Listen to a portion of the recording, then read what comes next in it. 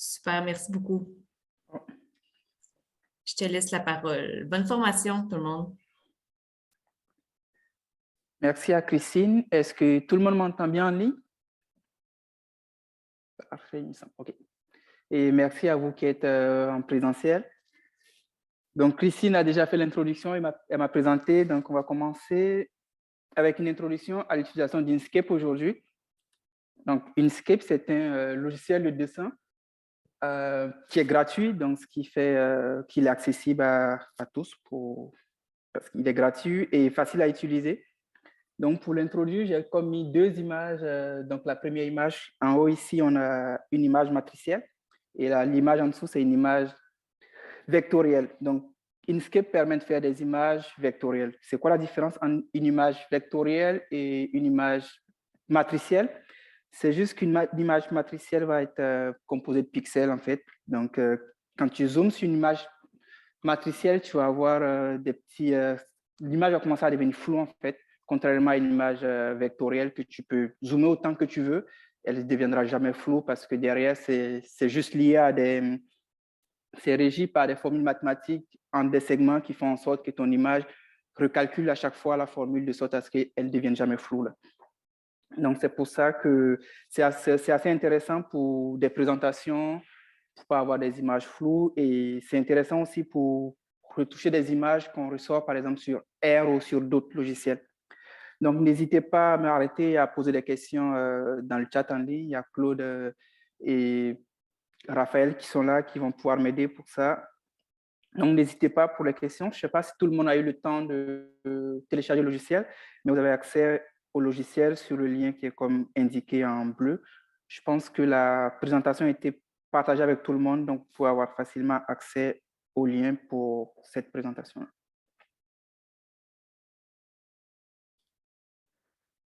Donc, déjà, pour commencer, on va essayer de passer très souvent de la présentation au logiciel pour faciliter l'apprentissage. Donc, ici, je vais essayer de réduire mon écran et ouvrir une page sur Inkscape.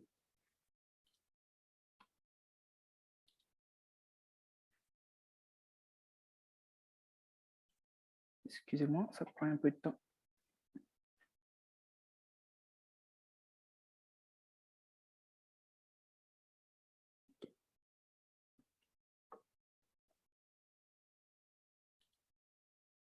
Donc là, excusez-moi. La première chose à faire quand j'ouvre mon fichier Inkscape, ça va être surtout de définir les propriétés de mon document, la taille du fichier de la page que je veux. Donc, dans un premier temps ici, moi, très souvent, je choisis le format A4. On a le choix soit d'utiliser un format paysage ou portrait.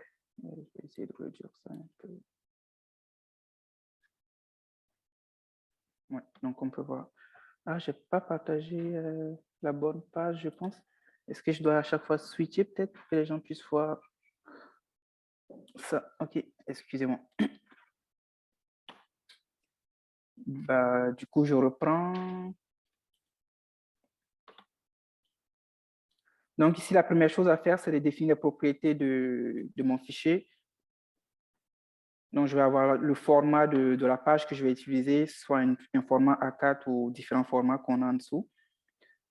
Et ici, est-ce que je le veux en portrait ou en paysage? Tout dépend de ce que je veux. Et je peux aussi définir les unités ici. Moi, très souvent, je les mets en millimètres.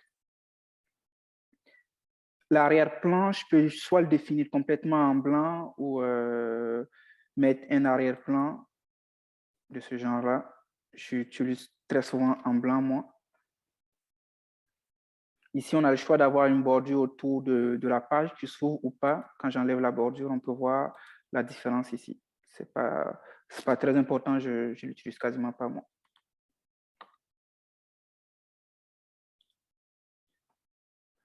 Donc là, ça fait un peu le tour sur quand j'ouvre mon fichier, qu'est-ce que je fais en premier avant de commencer à créer un dessin ou autre chose.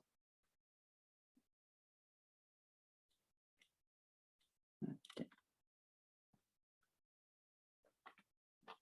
Donc, on va essayer de voir la liste des outils qu'on a pour le logiciel. Donc, ici, ça va être surtout pour pouvoir enregistrer mon document. Est-ce que je vais ouvrir un nouveau document ou pas? Et là, excusez-moi. Donc là, je peux ouvrir un document qui existe. Je peux créer un nouveau document. Est-ce que tout le monde arrive à voir ce que j'affiche? OK, parfait. Donc là, je peux créer un nouveau document, ouvrir un ancien document, donc un document existant, enregistrer mon document, l'imprimer, importer une image matricielle, exporter ce document au format PNG. Je peux faire annuler la dernière action ou revenir sur la dernière action. Copier la sélection, couper, coller. Je peux aussi dupliquer mon document, grouper des objets, on va le voir tantôt. Éditer des couleurs aussi. Là, je peux rajouter je peux modifier la taille de mon texte. Donc, la police, c'est tout ce qui va avec dans ce sens-là. Et à gauche, ici, donc j'ai différents outils qui vont me permettre de faire différentes choses. Donc, ici, par exemple, ça va être... c'est un outil qui va me permettre d'éditer des nœuds sur des courbes ou des traits que j'aurais tracés par avance. Donc là, ça va me permettre de définir un rectangle. Supposons que je clique là-dessus. Si je fais ça, j'ai un rectangle.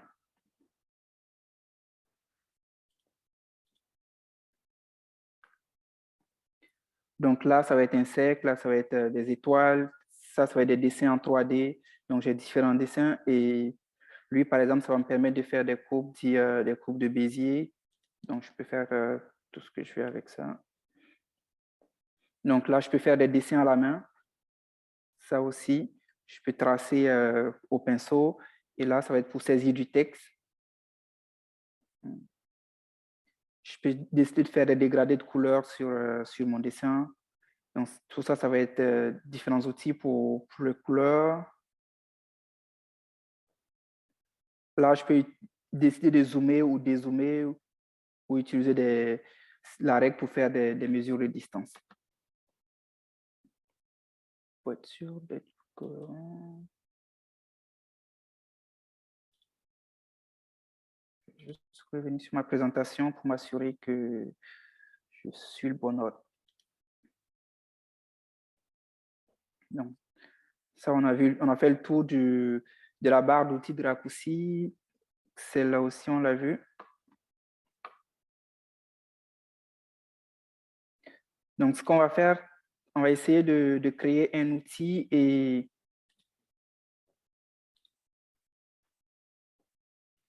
on va essayer de créer un petit dessin dans un premier temps. Donc, on va faire un rectangle, par exemple.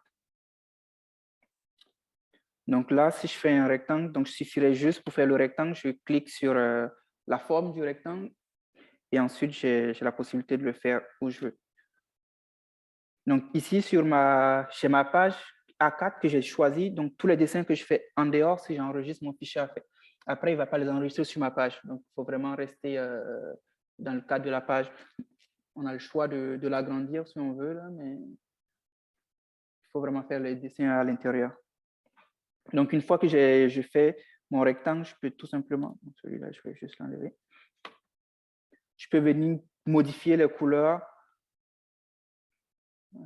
Excusez-moi. Donc, pour les différentes couleurs, là, j'ai le fond et le contour. Si je clique là-dessus, ça va me l'afficher là.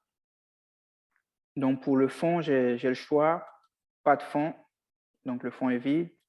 J'ai un fond, j'ai la possibilité de choisir les différentes couleurs que je veux. Donc, je peux modifier mes couleurs ici à ma guise. Donc, on a différentes palettes de couleurs qu'on peut utiliser pour changer de couleur comme on veut, mais on a aussi ici une roue qui va nous permettre de définir les différentes palettes de couleurs qu'on veut.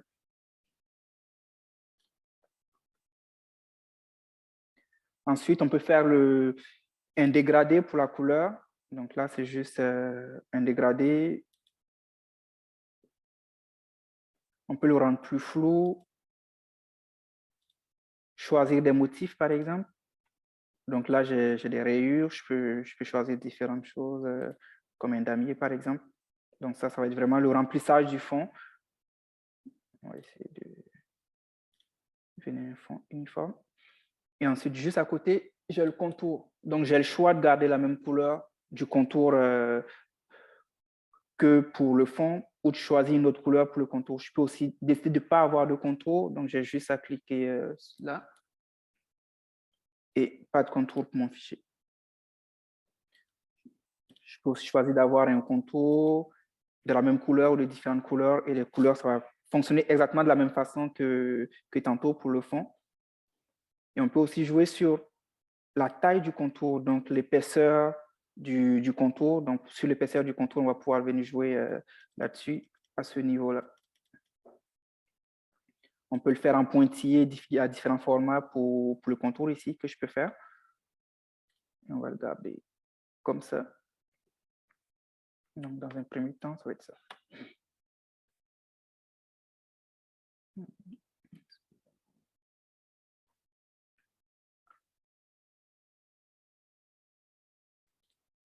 Donc là, j'ai fait un rectangle, mais on peut faire différents objets assez simples. Donc là, je peux faire un cercle assez facilement. Je peux utiliser ça aussi pour faire une étoile, par exemple. Un dessin 3D. C'est pas mon fort, le 3D, mais ça me permet de voir ce qu'on est capable de faire avec. Donc là, c'est les différents outils de la barre que je montrais tantôt, là, que j'essaye de utiliser pour faire, en gros, tout ce que je fais comme schéma.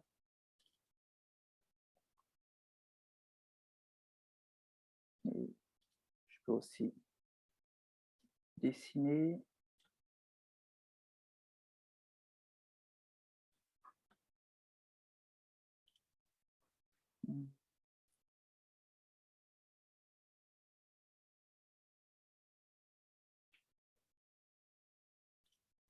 Donc, comme je disais tantôt, pour les couleurs, j'ai vraiment le choix d'utiliser les palettes de couleurs et choisir tout ce que je veux.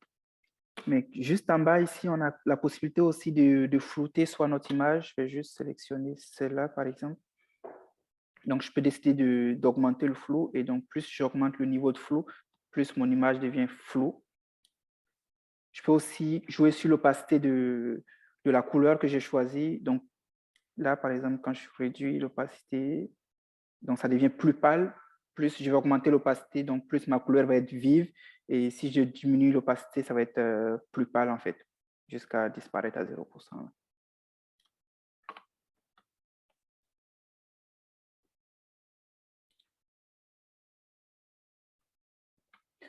Donc, on va essayer de faire un petit exercice pour tous ceux qui ont installé le logiciel. Donc, on va, dans un premier temps, essayer de faire un rectangle ou un carré et reproduire un peu tout ce qu'on a appris tantôt, là.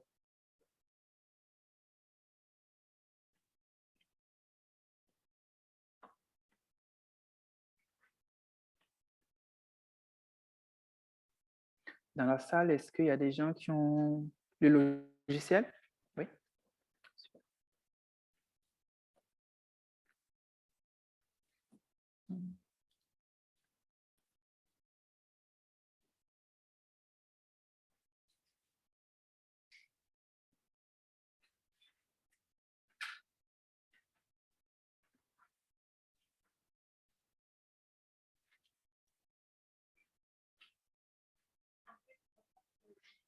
Ah, c'est pas le bon fichier que je partage, c'est ça? Excusez-moi.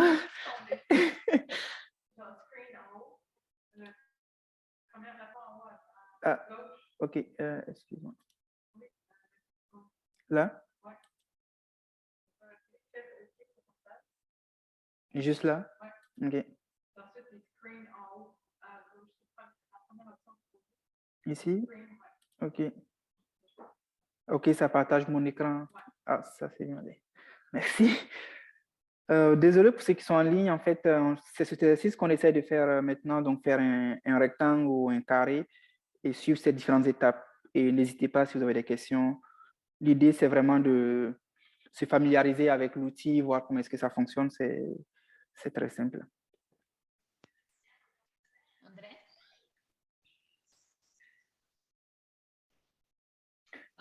Allô?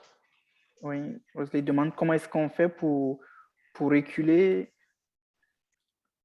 Donc, pour reculer sur un objet, j'ai juste la flèche qui est là. Donc, j'ai juste à cliquer dessus et ça annule la dernière action.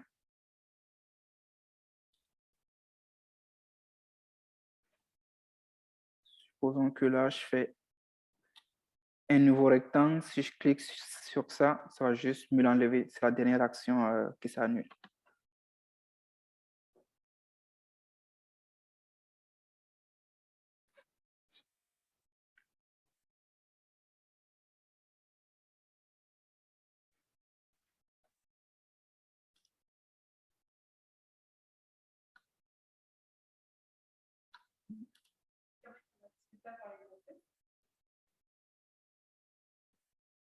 Et ici.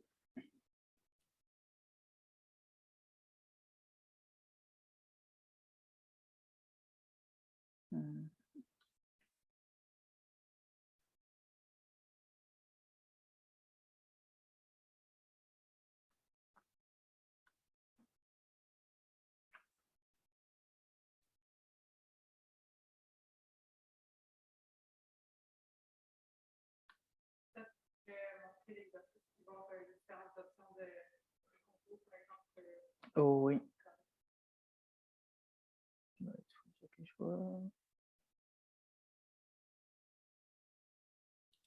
Ouais.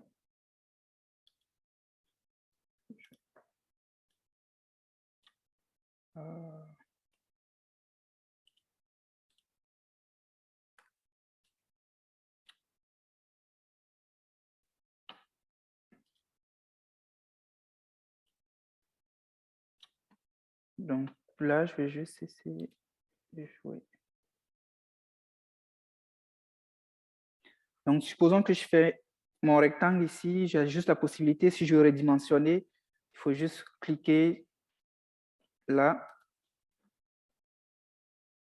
Et dans ce cas-là, je peux changer la largeur, la hauteur. Si je veux garder, je veux agrandir ou réduire mon rectangle de façon proportionnelle, j'ai juste à verrouiller sur le petit cadenas en haut ici. Donc, si je verrouille le petit cadenas, je vais pouvoir agrandir la hauteur et la largeur de façon proportionnelle. Si je veux tourner aussi, il faut juste que je clique 2 fois sur mon rectangle et je vais avoir la possibilité de... Oh, non, c'est pas ce que je voulais. De le retourner comme je fais là.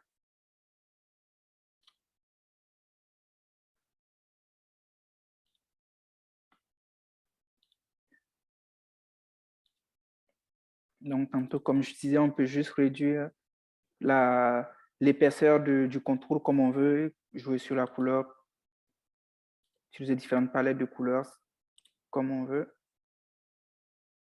Et je pense que ça fait le tour pour cet exercice-là. Est-ce que c'est bon pour tout le monde pour cet exercice?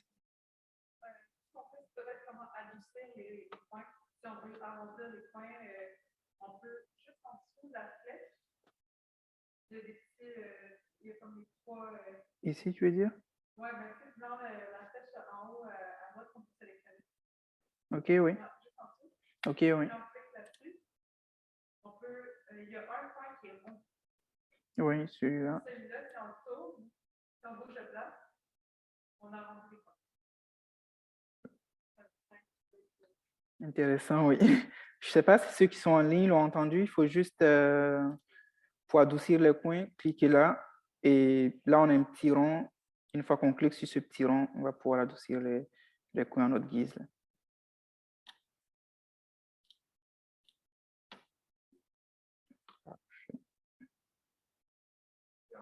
Oui. En fond, si on veut une taille particulière de corps, par exemple, Oui. on peut rentrer directement les valeurs dans les H en haut.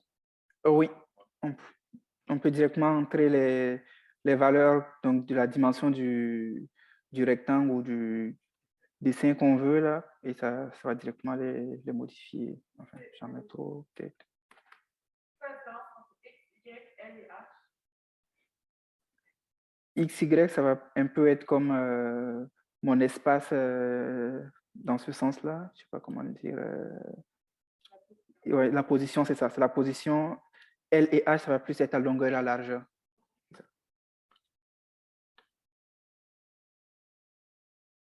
Donc, si je modifie, par exemple, X, je vais avoir tendance à déplacer mon objet de façon horizontale. Si je modifie Y, je vais déplacer mon objet de façon verticale, mais toujours sur ma page. Et L et H vont être les dimensions de mon objet, donc longueur et largeur. Ou hauteur, on va dire.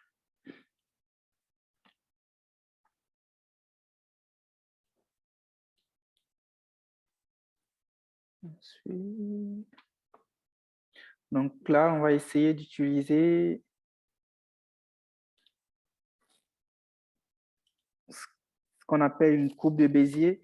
Du coup, il y a aussi la forme en 3D que je maîtrise le moins bien dans ce logiciel-là, mais il y a toujours moyen de faire des choses là-dessus.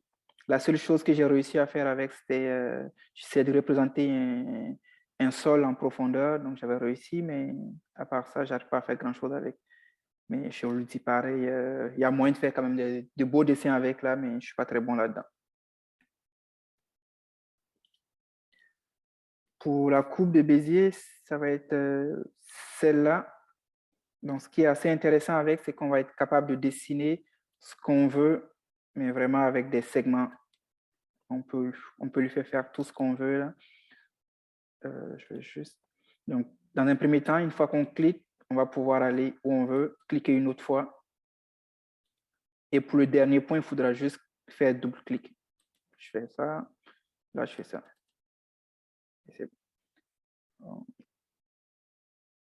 Et si je vais modifier mon objet, dans ce cas-là, je reviens tout simplement prendre la flèche de sélection en haut à gauche ici et je vais pouvoir venir modifier mon objet.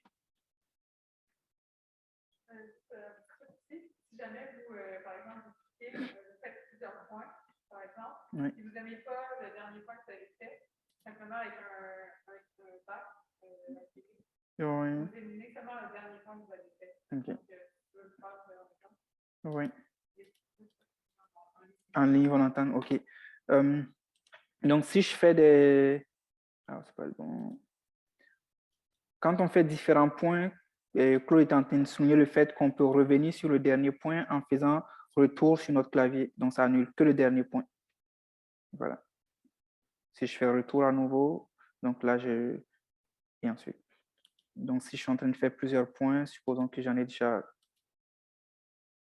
3, que je vais revenir à mon deuxième point, j'ai juste à faire retour, et le dernier, là, il ne compte plus. Dans ce cas-là.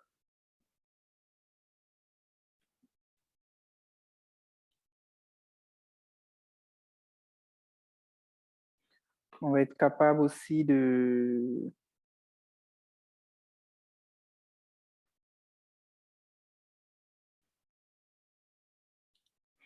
faire des courbes comme on veut. Avec celui-là, le dessin, c'est moins beau, mais je peux utiliser ma courbe de Bézier pour faire une courbe comme je le souhaite. Là, par exemple, j'ai des points, mais je peux essayer de... Ok, je fais ça.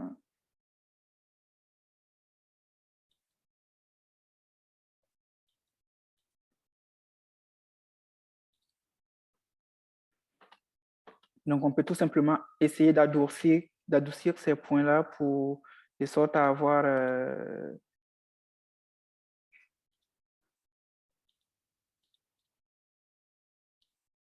une courbe, comme on veut. C'est pas ça. Oui, c'est ça. Donc, si je... Donc là, ce que j'ai fait, je vais juste reprendre pour que ce soit plus simple.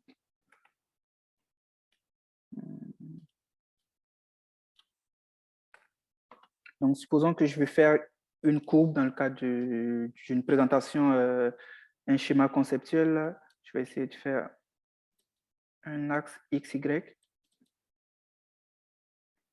Ensuite, je peux faire ça.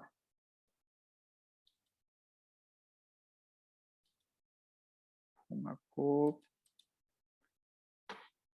Et une fois que je pose mes différents points, je peux juste revenir chercher la flèche.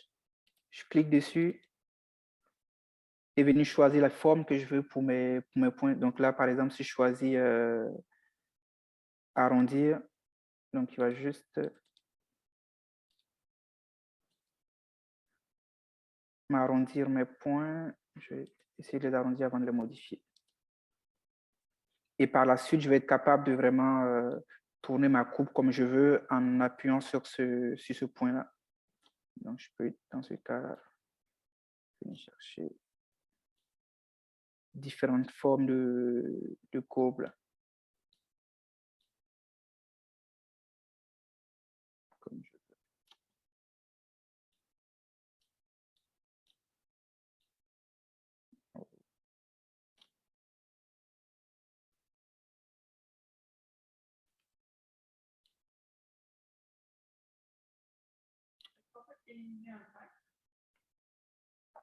Oui.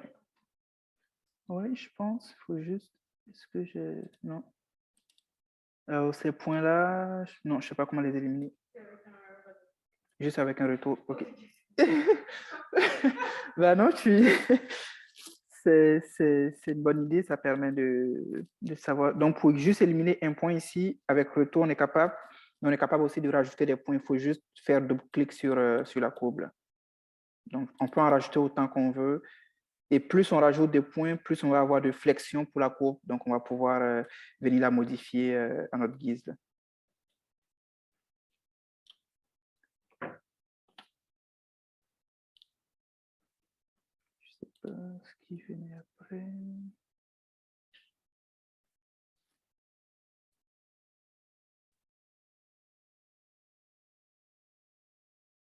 Ouais. Je pense qu'on a eu un peu d'avance sur la présentation, ce qui est super. Donc, toujours est-il qu'on est capable de juste redimensionner la taille générale de notre objet, la hauteur ou la largeur d'ailleurs, ou la longueur plutôt.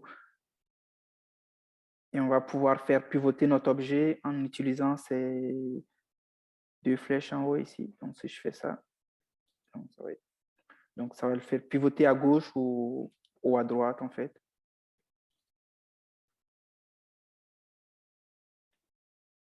Donc, à chaque fois que je fais double-clic sur cette courbe-là, je vais avoir la possibilité de la modifier comme je veux, là, avec les différents points qui sont là-dessus. Et je peux toujours en rajouter autant que je veux. Donc, plus je rajoute de points, plus j'ai des flexions et plus je peux modifier ma courbe.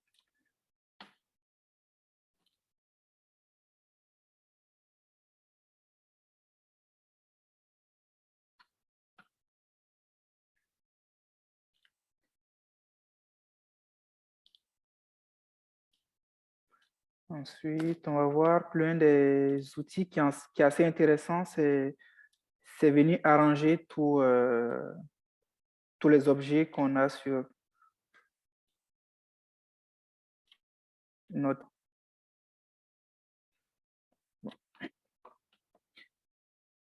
Donc là, si je vais organiser tous les objets que j'ai différentes options. Donc, je suis capable de les aligner donc, sur la même ligne du bas ou les aligner tous par la gauche, par la droite ou en fonction d'un objet en particulier, en fonction de sa taille ou du premier objet, ce genre de choses. Donc, c'est toujours important d'utiliser cet outil-là pour les aligner parce que ça nous facilite la tâche. À l'œil nu, là, on peut toujours se dire, OK, ça a l'air aligné, mais ce n'est pas toujours le cas. Donc, on va essayer de venir utiliser cet outil dans la barre des raccourcis, si je le trouve.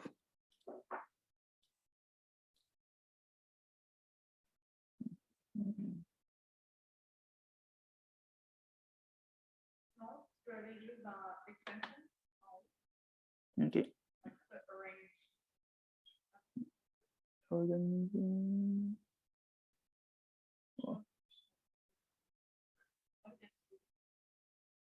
ouais. Mais non, organiser ne m'affiche pas ce que je veux. Non. Je suis désolé, je l'utilisais sur Linux et j'avoue que l'affichage n'est pas exactement le même sur Windows.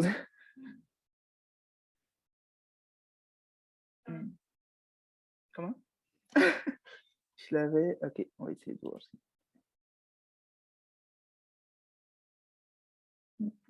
Ok.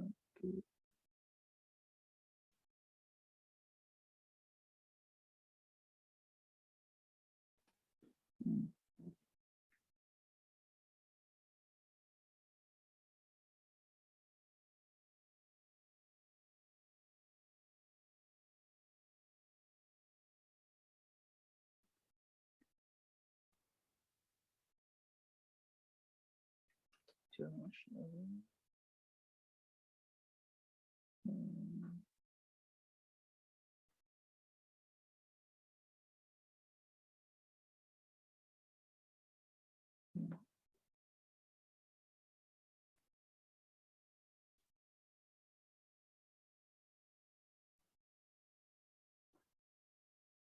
Mhm.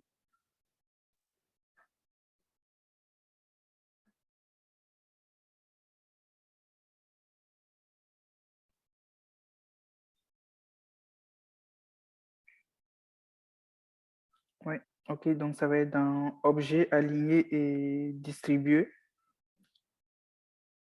Oui, excusez-moi, ça a pris plus de temps que prévu. Habituellement, je l'ai dans ma barre de raccourci, du coup, j'ai du mal à le trouver. Donc, c'est dans objet ici et ensuite aligné et distribué. Donc, on a la petite fenêtre qui s'affiche avec différents formats. Donc, dans un premier temps, on a distribué. Donc, si je sélectionne tous mes objets, que je lui dis, distribue-moi tout ça par la gauche. Donc, je fais ça. Bien sûr que c'est con ce que je fais, mais je vais plutôt...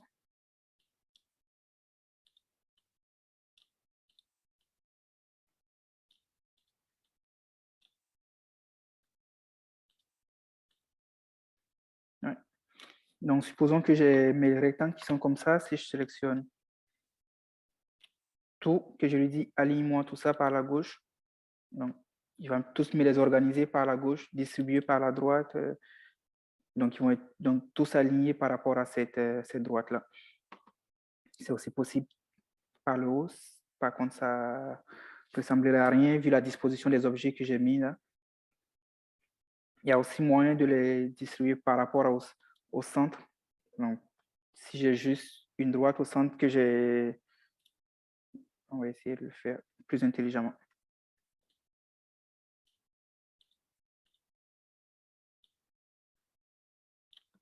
Okay.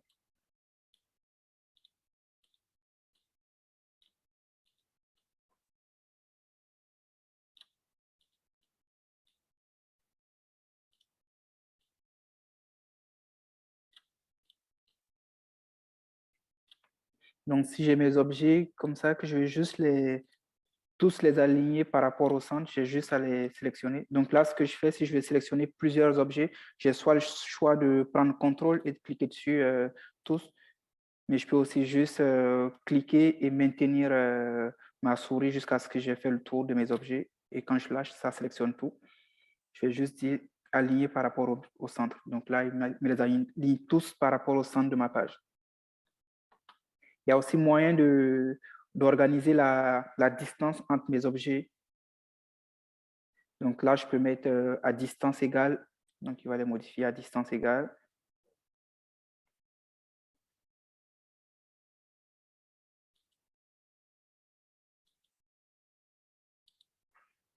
Donc là, on a différentes façons de les organiser, de les distribuer comme on veut. Là. Et dans l'organisation, on a encore des organisations beaucoup plus complexes qu'on peut toujours tester, essayer. Là.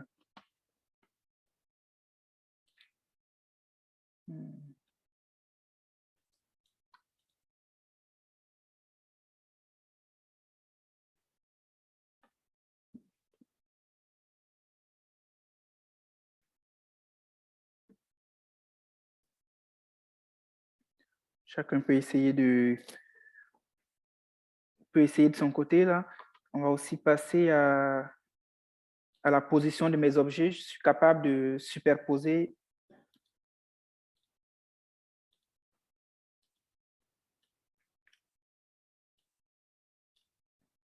Je vais juste changer le fond de certains. Que ce soit plus parlant. Okay. Donc, ce qui se passe, c'est que je peux me retrouver à superposer des images. Supposons que j'ai les graphiques à aligner et le début de mon premier graphique, c'est comme juste du blanc et j'ai pas assez d'espace, je veux plus les rapprocher. L'une des possibilités, ce serait juste si je superpose, pour superposer le premier sur le deuxième, j'ai juste la possibilité de changer leur position, mais plutôt au niveau de l'axe Z, on va dire. Et là, ça se va se passer avec cela. Donc, si je choisis le premier, je le veux complètement en haut. Donc, je vais juste sélectionner ici. Donc, il va le maintenir au-dessus de celui qui est en bas. Là. Et je peux dire que celui-là, je le veux en deuxième position. Et lui, je vais le rajouter. Et je dis, je le veux ensuite en dessous. Donc, ils vont juste se superposer. Et à chaque fois, plus je lève le niveau de l'un de mes objets, là, plus il va être supérieur. Je peux aussi la descendre jusqu'à complètement en bas.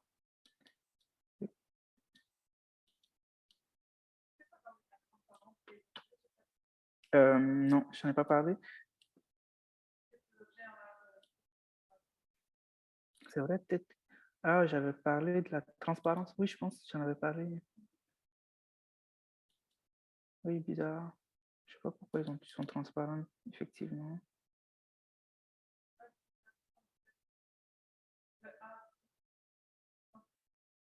Ah oui, c'est vrai.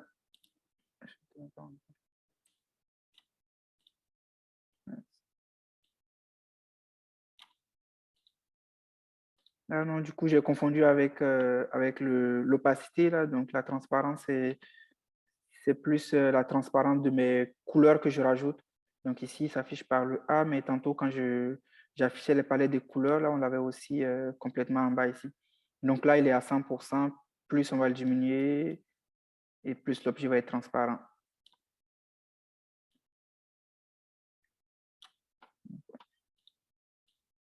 Ouais, du coup, l'exemple serait plus parlant cette fois-ci que mes objets sont moins transparents.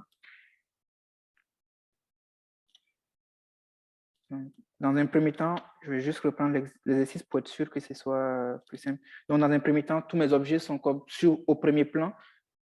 Donc, si je les superpose,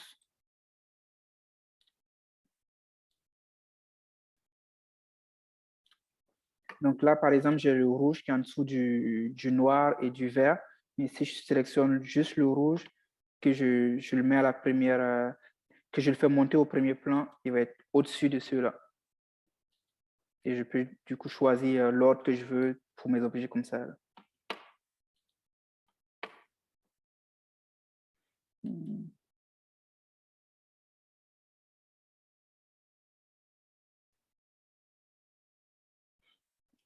Donc, on va essayer de faire un petit exercice par rapport à tout ce qu'on vient de voir en utilisant des courbes de Bézier, par exemple.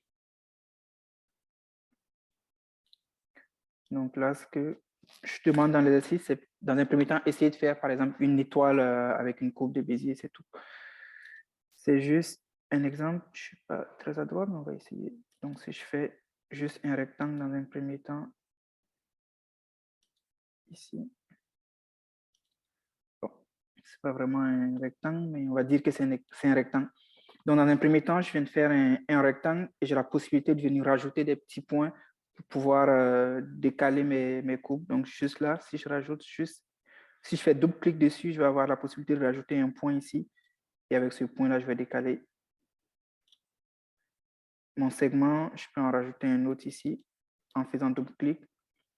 Mais en vrai, on peut rajouter autant de points qu'on veut. Et le point aussi, on peut le déplacer dans un sens ou dans l'autre. Je vais en rajouter un autre ici.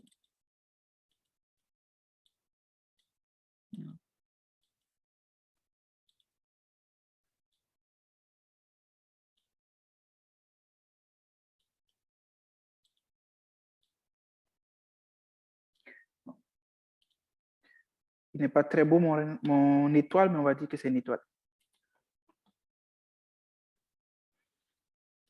Donc là, j'ai juste fait une étoile avec, mais l'idée derrière, c'est juste souligner le fait que quand on utilise une coupe de Bézier, on est vraiment capable de venir la modifier finalement dans tous les sens qu'on veut, juste en rajoutant autant de points qu'on veut. Là.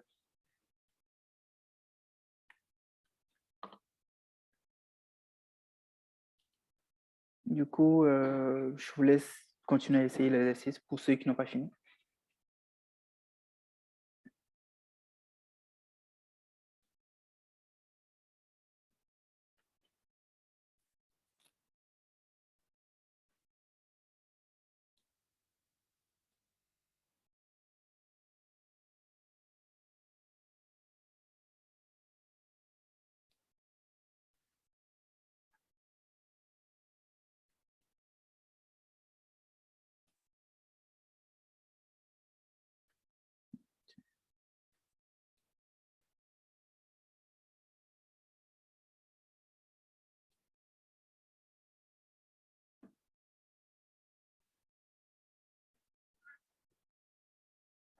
Okay.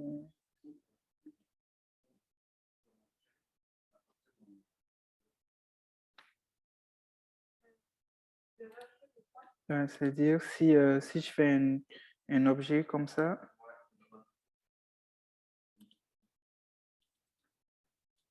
non, tu ne vas pas être capable de rajouter des points.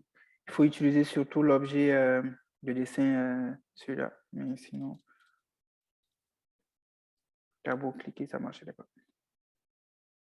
Oups.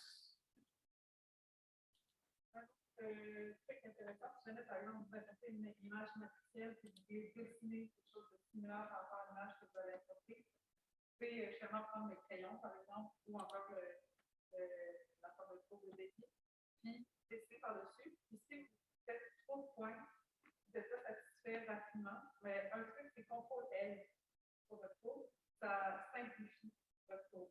Donc, par exemple, vous prenez le crayon. Ça va faire énorme, le crayon, ça va faire 1 million de points. Si vous faites un dessin, par exemple. Oui, quel genre de dessin tu voudrais? Oui. Non. Tu vois, il y a comme point. Ouais. C'est juste CTRL-L. Ça va simplifier par exemple. Ok, donc ça t'enlève tout. Donc, jusqu'à ce que ça ait une courbe un peu plus souple. Tu peux faire quelque chose à main levée. Et ensuite, simplifier par exemple. Ok.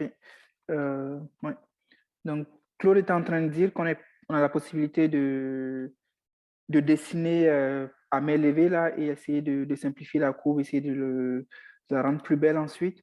Donc, c'est ce que je viens de faire. Je vais juste reprendre l'exercice pour ceux qui sont en ligne. Ouais. J'avoue que ça, je ne savais pas faire non plus. Donc, si je fais une courbe comme ça, j'ai juste à faire CTRL-L et plus je fais CTRL-L, mieux ma courbe devient plus ajustée. Là.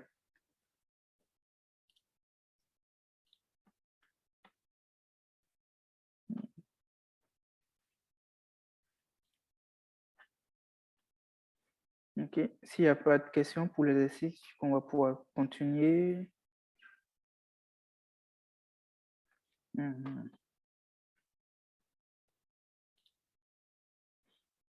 Donc, on a la possibilité de faire, d'additionner soit des objets, soit de soustraire un objet d'un autre. On va essayer, on va commencer dans un premier temps avec ça.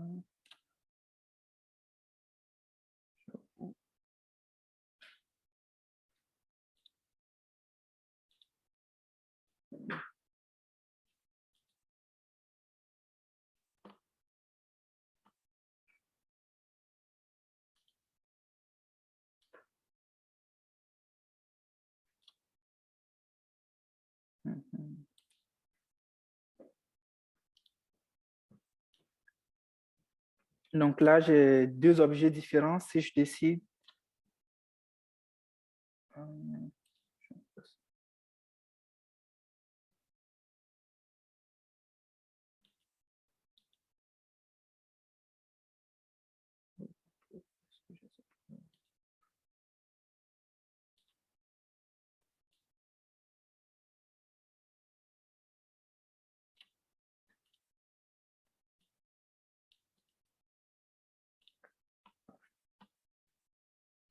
Donc là, j'ai deux objets. Si je mets mes deux objets ensemble, je peux essayer de soustraire mon cercle de mon rectangle ici. Donc, il suffirait juste que je sélectionne mes deux objets.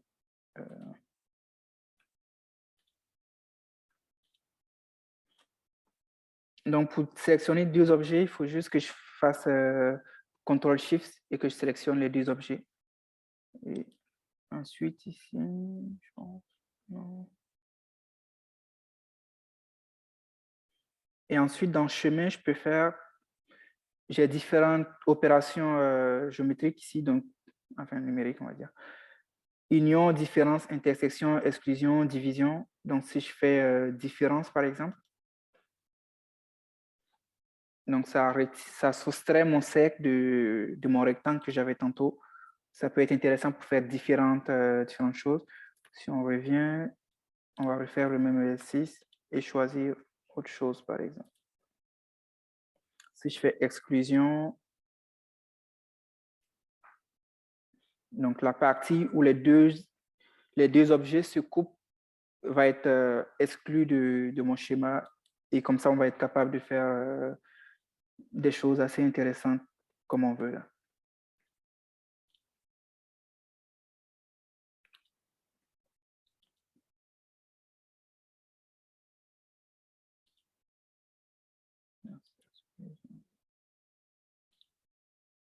C'est pas si différent. Okay.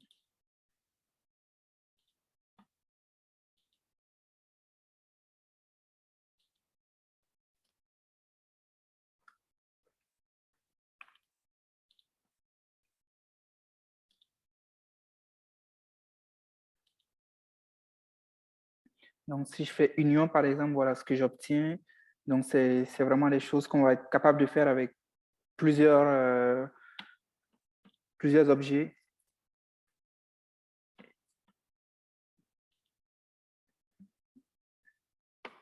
Donc, pour l'atteindre, il faut juste aller dans chemin en haut et ensuite, on a toute la partie concernée ici. Là.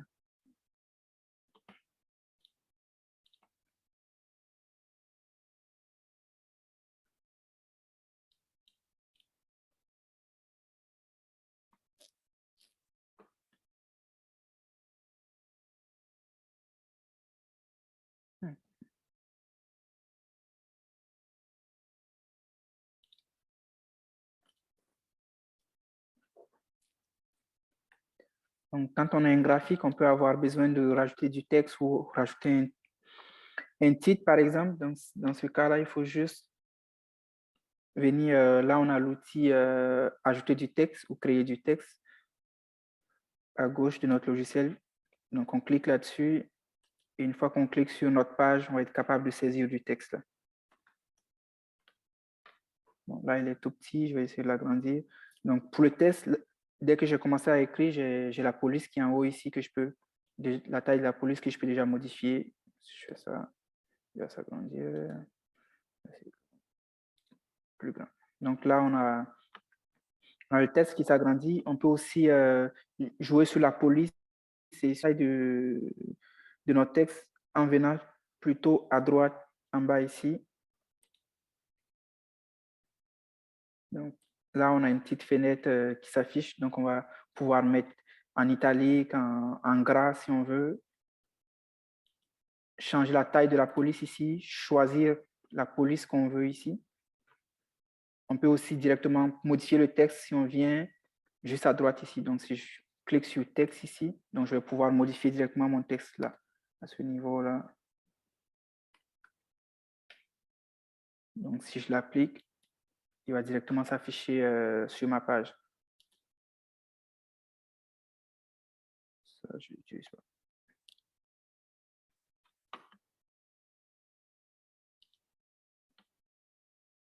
Donc, une fois que je finis de saisir mon texte, j'ai la possibilité de l'agrandir sans pourtant modifier la taille de la police. Il faut juste s'assurer de verrouiller le petit cadenas ici pour ne pas déformer le texte. Là. Si je ne verrouille pas mon cadenas, si je le tire, donc il va tout de suite déformer mon texte et je vais avoir quelque chose de... Donc là, mon texte commence à être déformé. Par contre, si je verrouille avec le petit cadenas, même si je tire dessus, c'est supposé garder la forme. Il faut juste surtout que je tire là.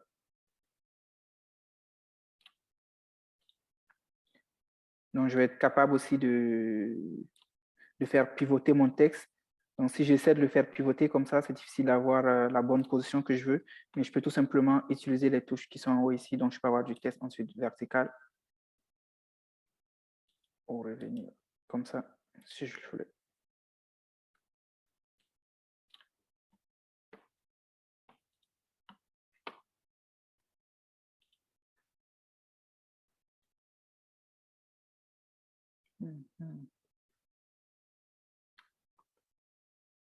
Oh, ça, on a déjà vu.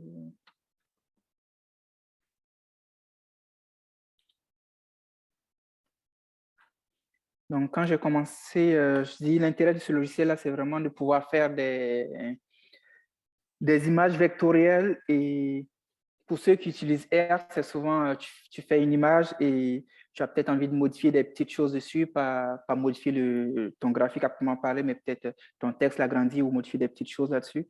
Donc, on va être capable aussi de modifier des images sur Inkscape dans ce cas-là.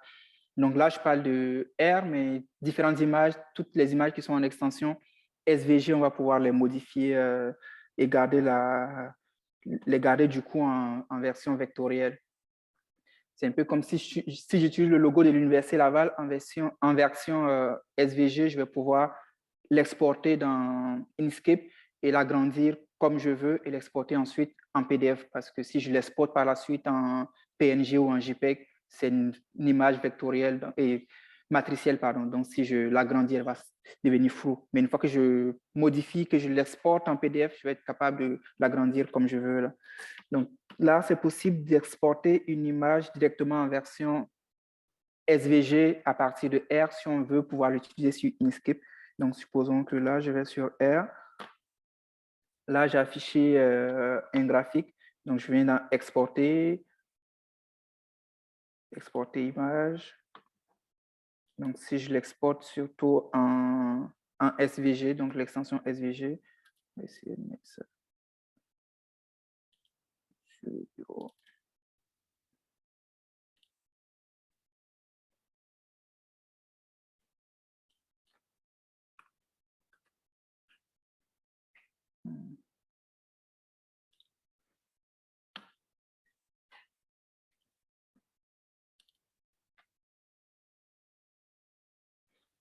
Donc là, j'ai mon image qui est exportée en version SVG. Donc, je vais essayer de l'ouvrir directement avec Inkscape.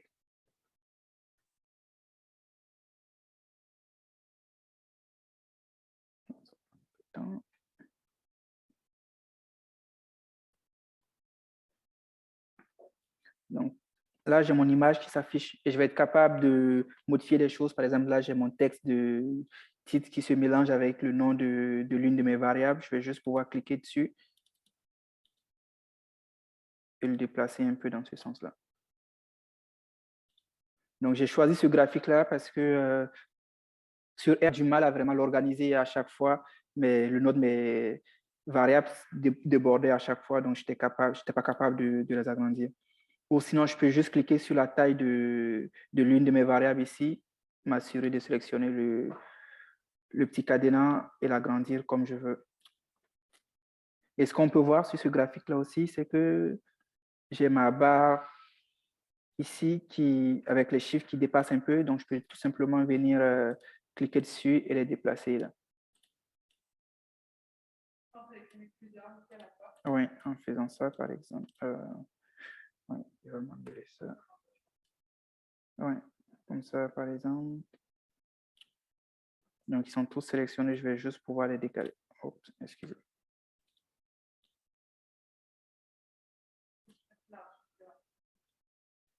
Oui.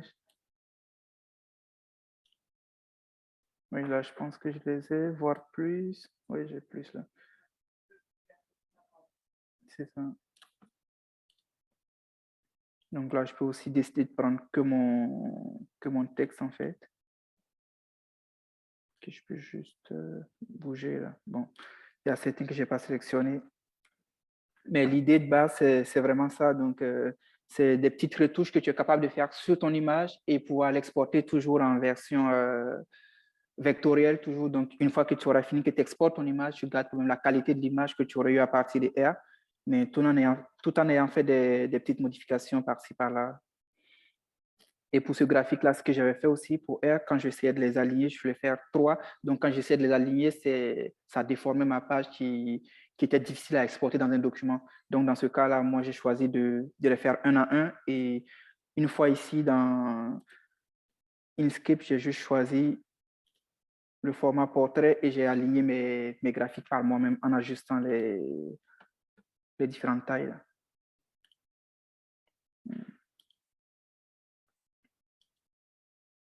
C'est ça.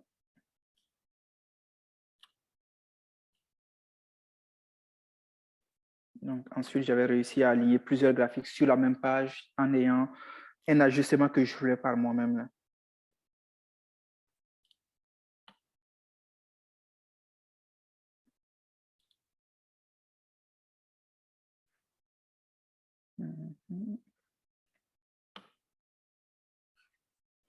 J'ai comme l'impression qu'on a... Ouais. J'ai oublié de parler du fait qu'on était capable de grouper des objets. Donc, une fois que je fais un groupage, je vais être capable de déplacer tous les objets à la fois. Donc, tantôt, quand j'ai déplacé mon texte, là, on avait certains qui se déplaçaient tout seuls. Mais là, quand je clique dessus, j'ai plusieurs objets qui sont sélectionnés, mais qui ne sont pas groupés. Si je fais, par exemple, clic droit dessus, je vais être capable de les grouper ici. Donc, une fois que c'est groupé, donc ça devient un seul objet et je vais être capable de le déplacer en un bloc. Donc, tout ce qui est souligné et groupé devient un objet qu'on peut déplacer en un bloc comme on veut. Mais on peut aussi décider de dégrouper encore en cliquant dessus. Si je viens là, donc j'ai fait clic droit sur ma souris et je peux faire dégrouper et je vais être capable de déplacer mes éléments dans ce cas-là un à un.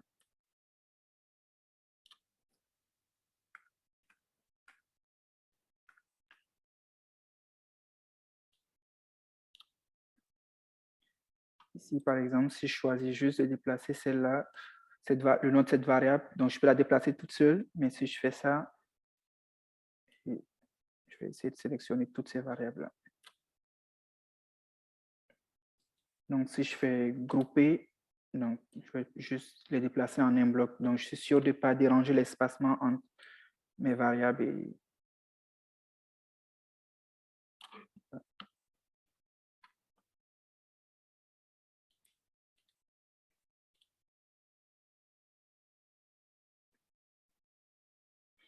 Donc, il y a aussi la possibilité d'exporter des icônes, des images SVG. Parce que si j'exporte une image matricielle, même si je la modifie, elle va rester une image matricielle. Je pense qu'il y a moyen de passer d'une image matricielle à vectorielle, mais c'est plus complexe et je ne sais pas le faire. Mais si je la modifie tout simplement, elle va rester matricielle en fait. Mais il y a un site d'icônes sur lequel on est capable de partir pour trouver des icônes sous format SVG qu'on peut modifier, qui est payant par contre. Est-ce que je l'ai? Ouais.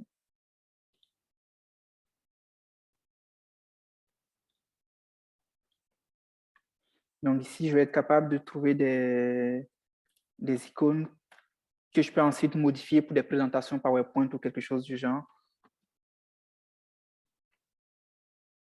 Donc là, je les ai. C'est payant si je les veux en SVG, il faut que je paye pour les avoir, mais si j'estime que c'est important pour ma présentation, il y a toujours moyen de les exporter en SVG et ensuite les modifier comme on veut sur Inkscape.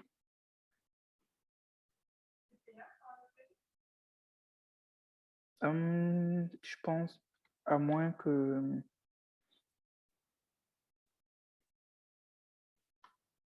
J'essaie de l'ajouter. Bon, déjà, il me demande de créer un compte. C'est gratuit? Ouais. Oui. Mais juste avoir. OK. Bon, bah... C'est juste si on fait ça de manière on est mieux de payer ou encore de citer l'article. OK. Bon.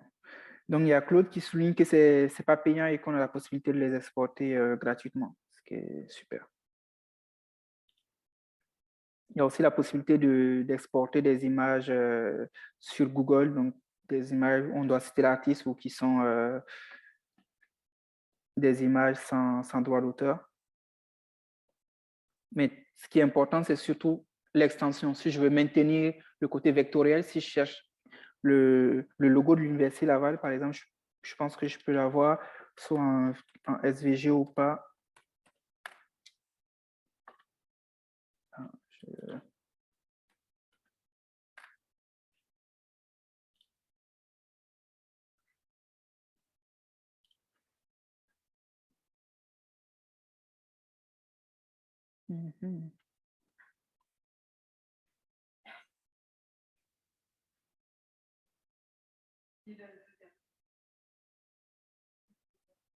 Celui-là?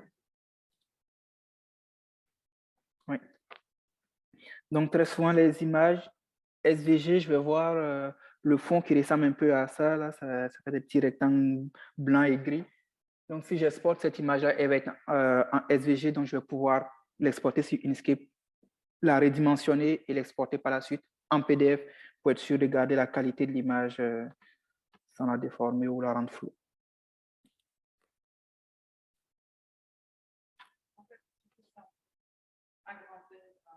Oui, c'est ça.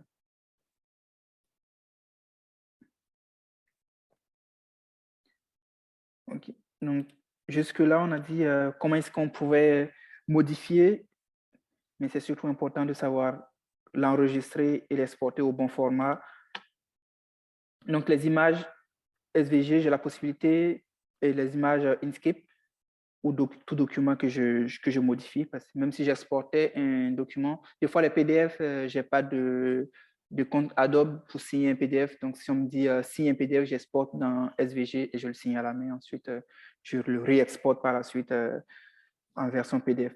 Donc, on a la possibilité de l'exporter en PNG. Donc, si je l'exporte en PNG, je perds l'avantage vectoriel, mais je peux quand même l'exporter en PNG, ce qui est possible. Mais je peux aussi l'exporter en PDF si je veux garder l'avantage vectoriel. Donc, j'ai différentes extensions ici. Donc, j'ai juste à choisir PDF ou même à la garder en SVG. Si je veux pouvoir la modifier après et que je n'ai pas besoin de l'utiliser maintenant, je peux juste la garder en SVG.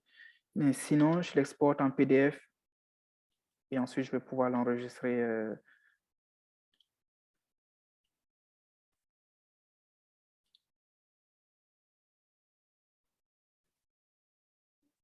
Okay. Donc, l'image n'est pas très belle, mais en tout cas, on voit ce que ça donne. Donc là, j'ai mon image que j'ai exportée en PDF. Donc, j'ai beau zoomer dessus, ça ne deviendra jamais flou là. Ouais.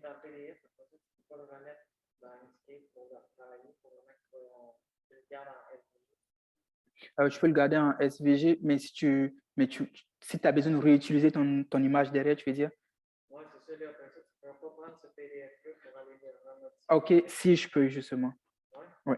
Je peux soit l'ouvrir avec SVG, sinon, là, si je suis dans SVG, j'ai à cliquer sur Ouvrir. Non, ça va peut-être pas être le bon. Importer, c'est là. Oui, donc je vais juste cliquer là, importer. Je vais sur mon bureau. Je crois que c'était celui-là. Oui. Donc, j'ai choisi le fichier PDF ici et je l'ouvre.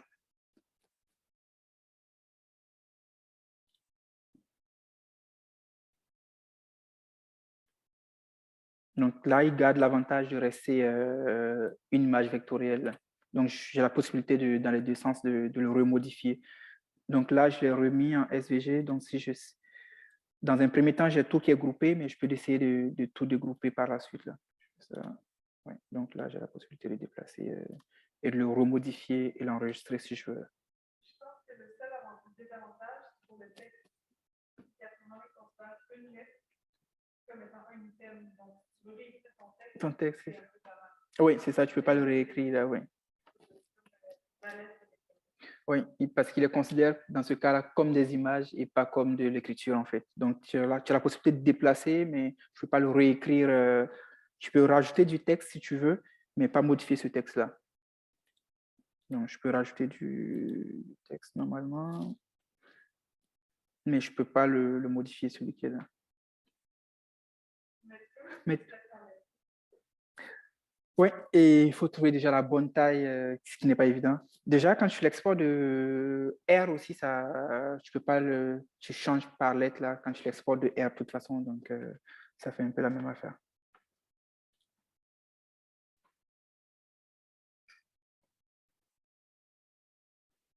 Ok. Donc là, je pense qu'on a fait le tour. Donc, comme je dis, on a la possibilité de l'exporter en PNG. Moi, je l'utilise beaucoup pour mes présentations. Ça m'arrive d'exporter des images en PNG parce que ça ne me dérange pas. Je ne vais pas les zoomer plus que ça. Donc, ce n'est pas un souci de les exporter là. Et je fais quand même pas mal de choses avec ce logiciel-là parce que je le trouve aussi pratique. Des fois, je ne l'utilise pas parce que ça me fait des images vectorielles, mais parce que j'ai envie de faire un dessin assez rapidement ou un schéma et puis c'est assez pratique là.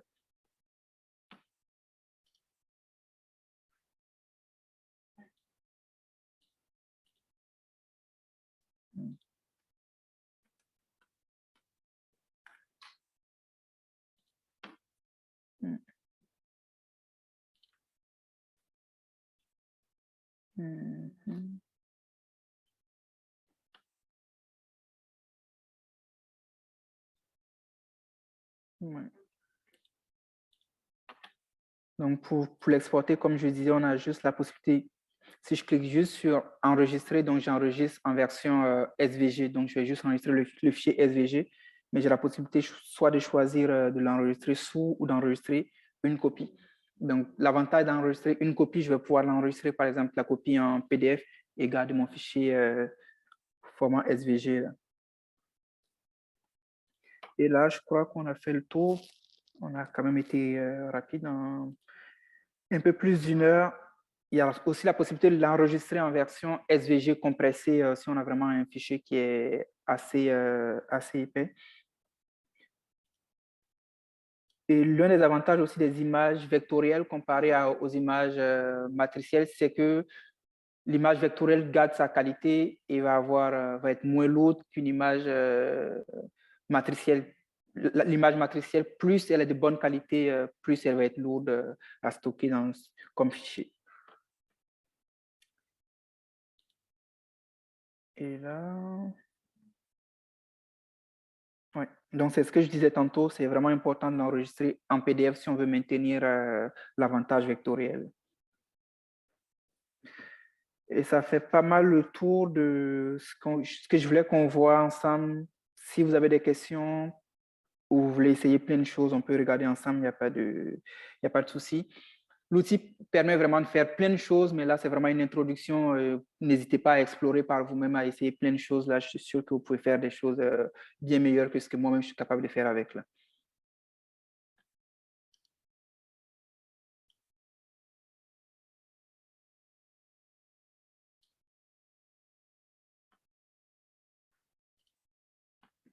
Claude, est-ce que tu maîtrises les calques, toi?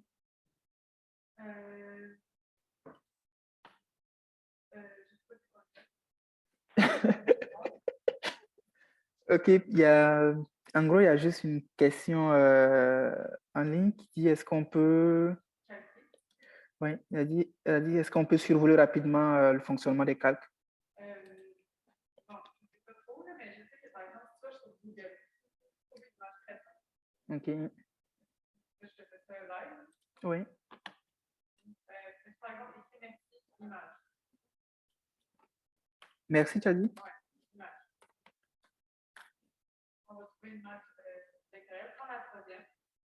Celle-là? Oui. OK. Enregistre image. Ah. Bon, je pense qu'on va pouvoir l'enregistrer ici. Oui.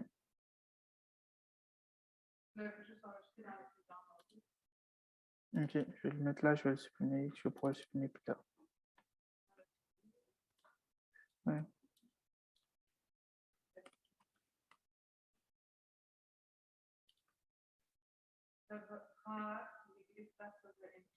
OK.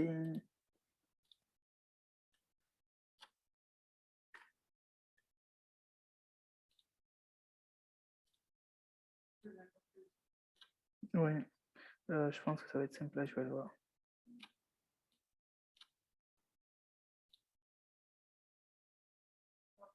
C'est là en image matricielle. Donc, on voit vraiment qu'on voit c'est Ouais. Comment? Ok, ok. Là, je zoome juste pour qu'on puisse voir que c'est une image matricielle. Donc là, ce qu'on voit, l'image commence à être floue à cause des pixels. Ouais. Donc là, après, tu vas dans sélectionne l'image, recule. Sélectionne l'image, tu vas dans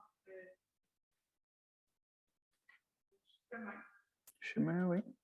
Puis ensuite, vectoriser un objet matriciel. Oui.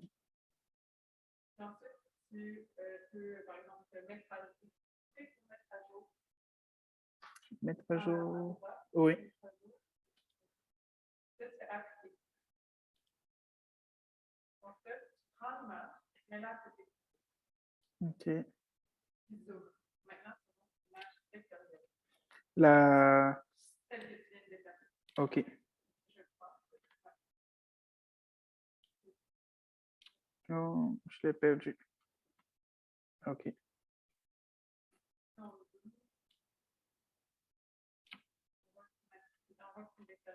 Oui.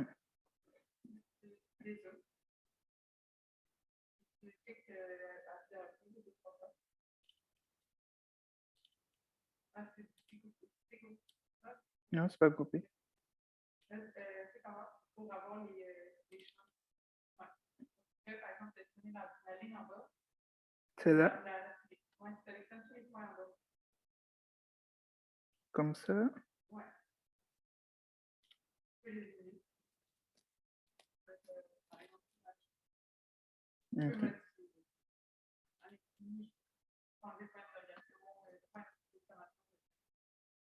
Ok.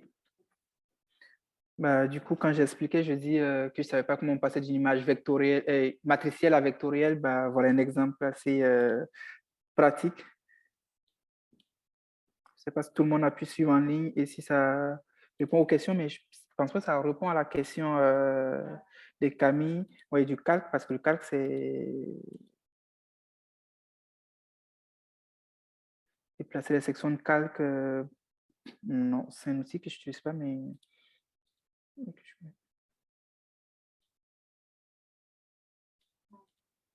ok. Oui, oui. Donc, en fait, ce que je viens de faire tantôt, là, j'ai téléchargé une image matricielle. Donc, quand on zoome dessus, on finit par voir qu'elle devient floue avec les pixels ici. Et l'objectif derrière, c'est de pouvoir la rendre en image vectorielle. Donc, supposons que j'ai une image de base matricielle et je vais obtenir une image vectorielle. Elle ne devient pas floue quand on zoome. Il faut juste...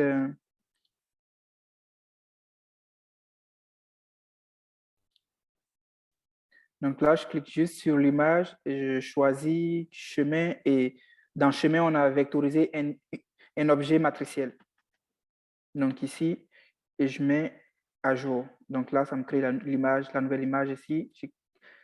Je mets à jour et je fais appliquer. Donc là, si je déplace l'image, donc j'ai mon image d'origine qui est là, l'original de mon image, et j'ai l'image vectorielle juste en dessous. Donc si on clique par exemple sur l'image, donc là on peut voir le flou qui s'affiche et on va essayer de venir sur l'image vectorielle. Donc on voit, quand je zoome, on ne voit pas de flou autour de mon écriture. Donc on obtient une image vectorielle. Et en faisant double-clic dessus, je suis capable de venir éliminer des parties juste en les sélectionnant. Donc là, je sélectionne tous les points du bas que je peux supprimer et je peux faire la même chose pour tout ce que je veux pour cette image-là. Donc, je ne sais pas si c'est clair pour les gens qui sont en ligne, mais n'hésitez pas si vous avez des questions.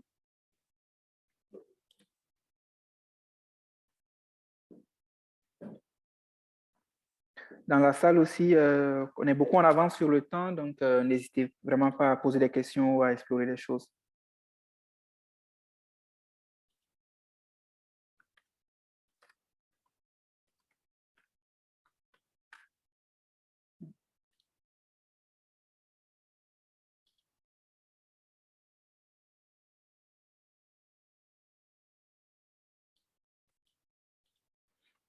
Donc, j'ai une question en ligne qui dit, est-ce qu'on peut exporter des polices à part des polices qui sont sur Inkscape? Non, à moins que tu crées ton fichier avec la police que tu veux et que tu l'exportes sur Inkscape. Dans ce cas-là, tu gardes ta police.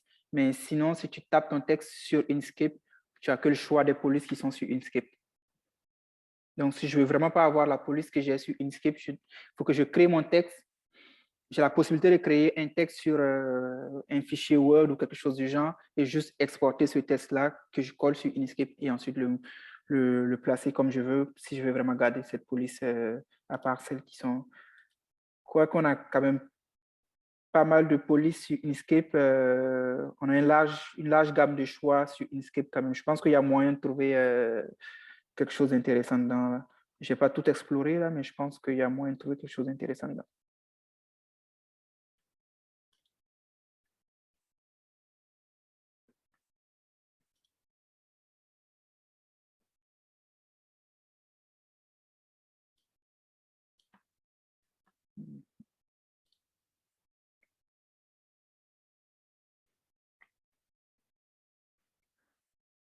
Donc là, ça fait le tour des choses que je voulais présenter. Si il y a des gens qui veulent partir ou il y a des gens qui ont des questions, n'hésitez surtout pas. Là, on est là pour ça. Oui. Oui. Oui.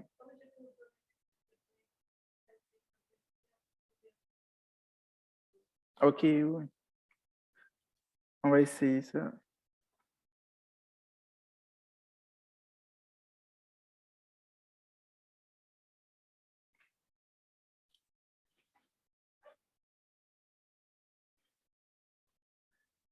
Donc, la question dans la salle, c'est est-ce qu'on peut vectoriser et on peut aligner plusieurs schémas en fonction de plusieurs objets en fonction de l'un des objets. Donc, je vais essayer d'enlever ça et juste prendre des objets plus simples pour essayer d'illustrer ce qu'elle dit.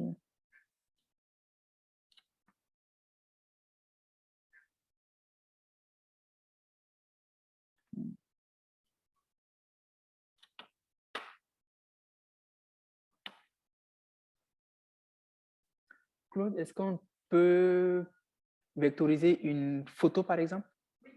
OK. OK, parfait. En gros, il y avait une question en ligne qui demandait si on a la possibilité de vectoriser une image, une photo en fait. Et la réponse, c'est oui, c'est possible. Qu'est-ce que je cherchais? Ouais. OK. OK. Je vais juste répondre à la question précédente d'abord. Qui est de... OK. Non. Est-ce que je l'avais? Après cette présentation-là, vous avez l'interdiction d'utiliser des images matricielles. Oui, tout à fait d'accord. Il y a Claude qui dit après la présentation, vous avez interdiction d'utiliser des images matricielles, ce sera plus toléré pour des présentations ou quelque chose du genre. Où est-ce que je l'avais?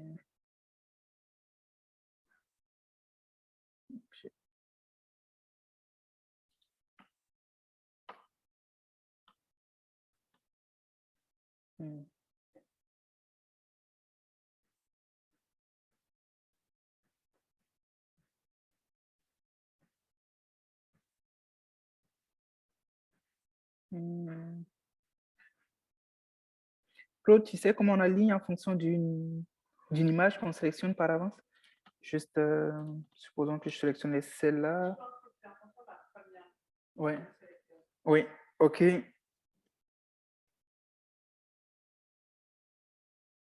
Mais supposons que je sélectionne celle-là, je fais ça. Oui, donc,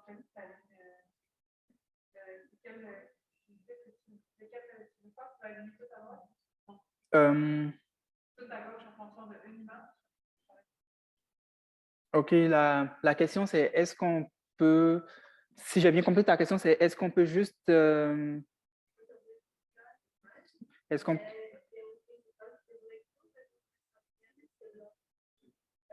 Est-ce que tu les veux au-dessus ou alignés, par exemple? OK. Donc, il faut juste sélectionner l'image que tu veux, supposons que c'est celle-là. en premier. Pardon. Ensuite, je sélectionne les autres. Donc, c'est en fonction de celle-là que je vais l'aligner. Si je veux que ça s'aligne en fonction de la bordure de gauche, donc je vais choisir aligner à gauche. Si je veux que ça s'aligne en fonction de la bordure de droite, donc la bordure de gauche, ça va être juste en fonction de là. Mais à droite, ça va être juste en fonction de cette droite-là. Donc, je vais juste choisir, par exemple, là à gauche. Si je choisis à droite, ça va être en fonction...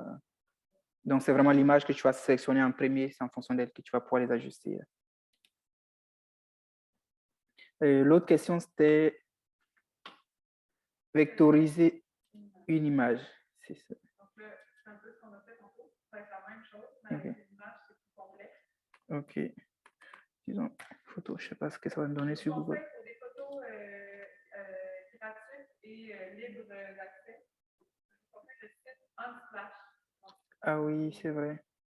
Unsplash, c'est un site où c'est à la fois des photographes amateurs et professionnels qui vont trouver leurs photos là. Vous pouvez les télécharger gratuitement.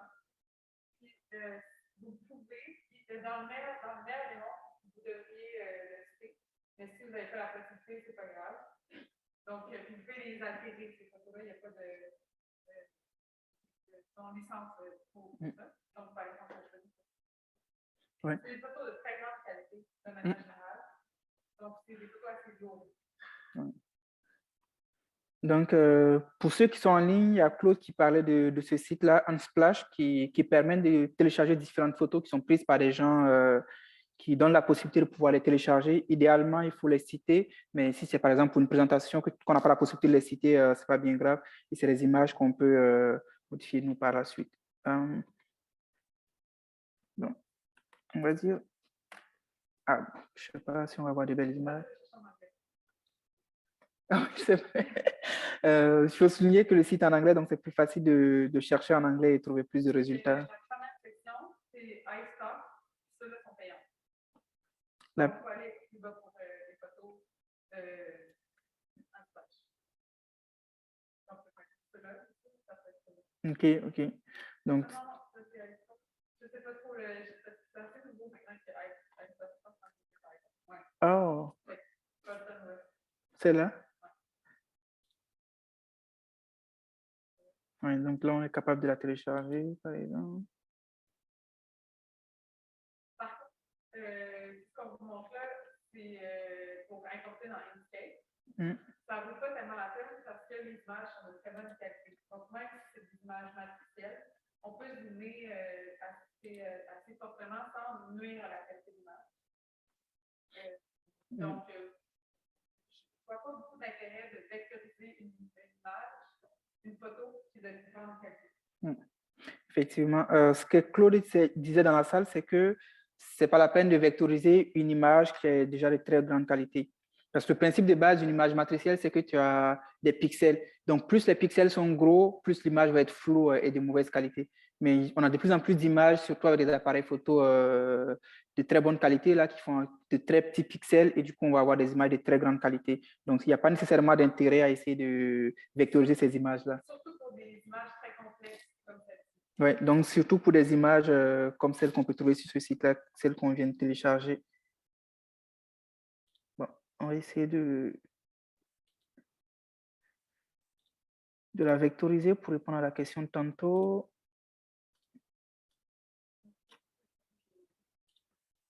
Oui, c'est ce que j'essaie de faire. Je vais juste ensuite aller chercher notre image. Je pensais l'avoir vu. Elle est là.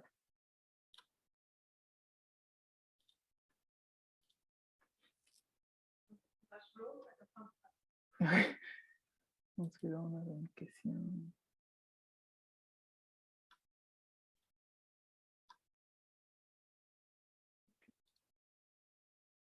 Oui, donc là, on a notre image, une très belle image de très belle qualité. Si on veut la...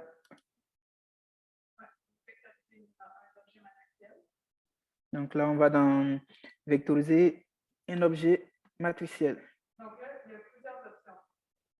Ici, dans une seule phase, avec un seuil de luminosité, ça va donner, on peut le transformer en vectoriel, mais seulement en blanc et noir. OK, donc si je mets juste un... OK. Donc, là, si tu fais mettre à jour, on peut prévisualiser ce que ça donne comme résultat. OK, oui. Donc, je vais... Donc, dans un premier temps, si on essaie de la vectoriser, du coup, on va passer d'une image avec plein de couleurs à une image blanc-noir. Et... C'est une seule passe. Donc, ici, par exemple, on va à plusieurs passes, donc en haut. Donc, ça, c'est une seule passe, donc en haut ici. Donc, si je passe à plusieurs passes. Là, donc, on peut augmenter plus bas, le nombre parce que c'est 8 passes. Oui. Ça me donnerait 8 couches sans pile. OK, donc si je... OK, donc si je augmente ça, est-ce que c'est... Oui, le mettre à jour. Ça va donner le même résultat en prévisuel, mais ça va faire 43 images l'une par-dessus l'autre. OK. De différentes luminosités. OK. On peut y aller avec des couleurs. Donc, plutôt au niveau de luminosité, OK. on peut choisir en haut. On peut choisir un niveau de luminosité. Ah, je vois pas du tout. Oui. Et on peut choisir une autre option, par exemple, couleur. Donc, dans le niveau de luminosité, ici, on peut choisir couleur. Là, si tu fais 43 passes, mettre à jour. Donc, je vais mettre à jour. Là, ça va simuler 43 superpositions de couleurs différentes pour donner ce résultat. OK. Par contre, l'image est déjà lourde. Là, on génère 43 couches différentes de couleurs. Donc, ça serait très, très long par ça. OK. Donc, on ne fait pas ça avec des images très complexes comme celle-ci, mais on pourrait le faire, par exemple, pour celle-là, avec 6 ou 7 passes. OK. Puis bon, là, ça me donnerait, par exemple, 7 couches différentes, superposées de couleurs différentes pour générer une simplification de cette image. OK. Donc, pour résumer, ce que Chloé est en train de dire, c'est qu'on est, en augmentant le nombre de passes, c'est qu'on augmente les différentes couches d'images avec des couleurs assez différentes, si j'ai bien compris. Donc, en choisissant les couleurs ici, donc là, j'ai mis 42 pour cette image qui est déjà assez lourde, donc ça prend beaucoup de temps à mettre en place. Donc, c'est quelque chose qui serait plus conseillé pour des images de moindre qualité et qui soient peut-être moins lourdes pour cet exercice-là. Mais ici, quand même, on obtient une image. On peut essayer de l'appliquer pour voir. Ah, je pensais que c'était fini. Écrit plutôt dans cette où je ne sais pas. OK. Ah, je pensais que ça l'avait déjà fait, en fait. Non, ça prévisualise. Ah, OK. Générer, c'est... OK, OK. Si on l'applique... Ça va déjà être, je pense. OK, bon. Je ne sais pas si on avait d'autres questions en ligne. On va essayer de voir ça en ligne.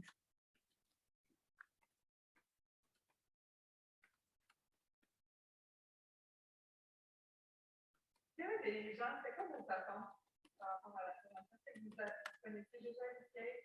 Vous connaissez déjà d'autres logiciels de marque vectorielle?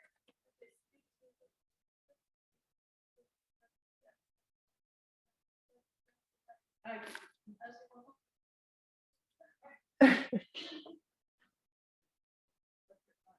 Donc là, c'est appliqué. OK. Non, je pense que je vais... Non, ce n'est pas fini parce que c'est encore... Mais là, on voit déjà ce qu'on obtiendrait pour cette couche, je pense. Et l'image est déjà moindre. C'est ça. Donc, en essayant de l'améliorer, on perd finalement... On ne fait pas ça pour ce genre d'image. C'est ça, qui est déjà très coloré pour celle-là, je dirais. C'est très complexe, il y a beaucoup de détails. Détails, c'est ça. Par exemple, le merci tantôt, c'est simple. Oui.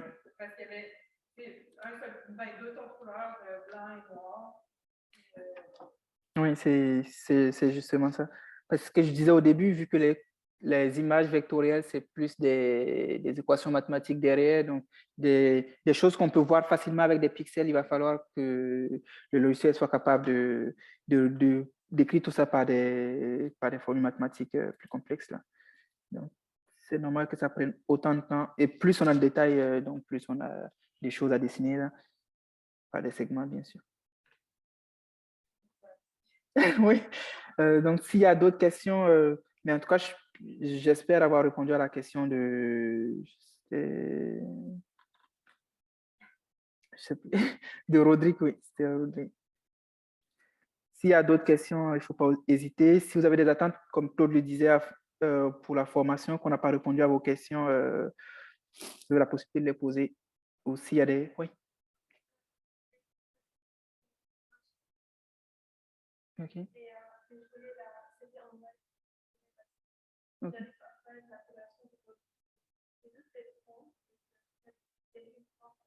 OK.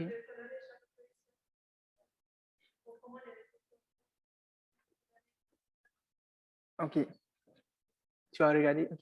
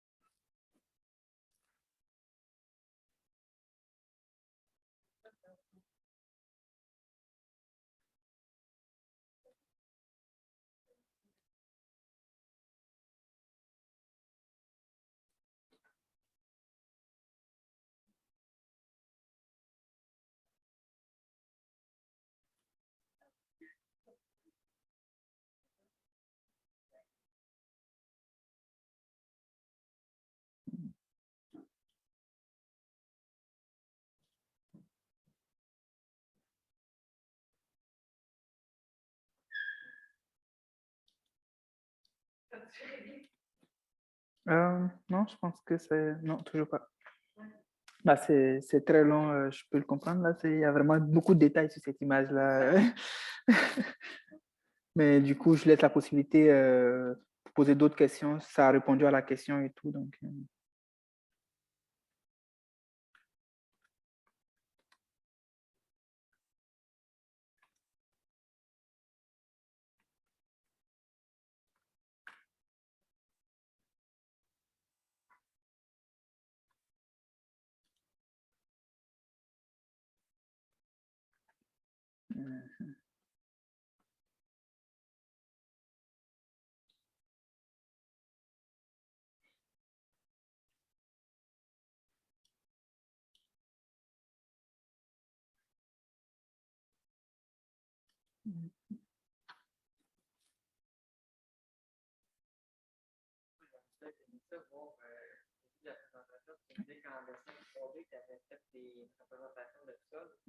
oui. Oui.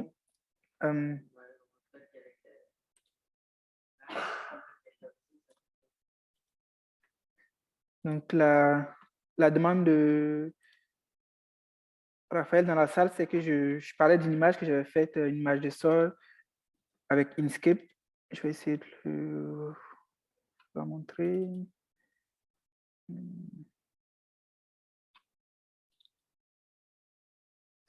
Euh,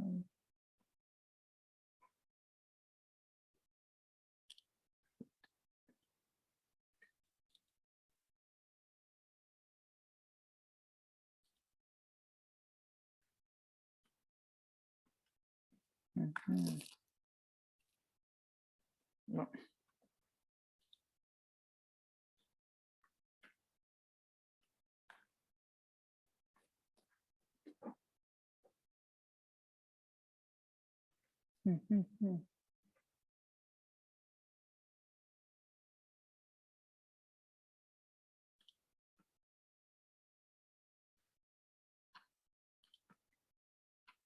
Juste essayer de la chercher tranquillement.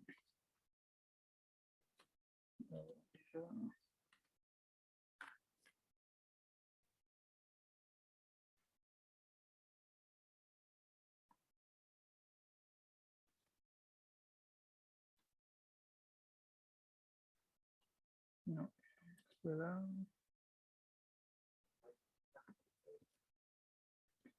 Oui.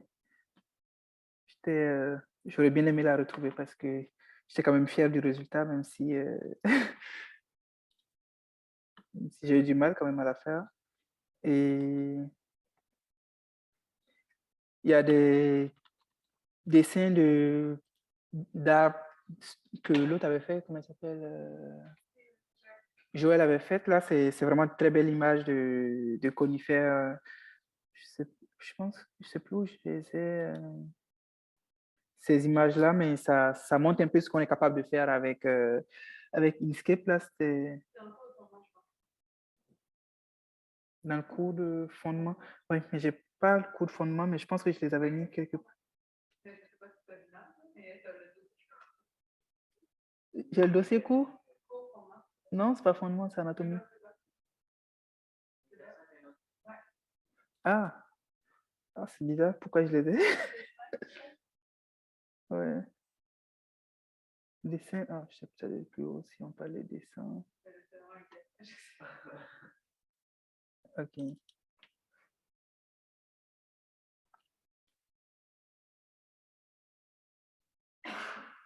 Hmm. Ah oui, c'est vrai, peut-être qu'il faut que j'arrête juste l'autre.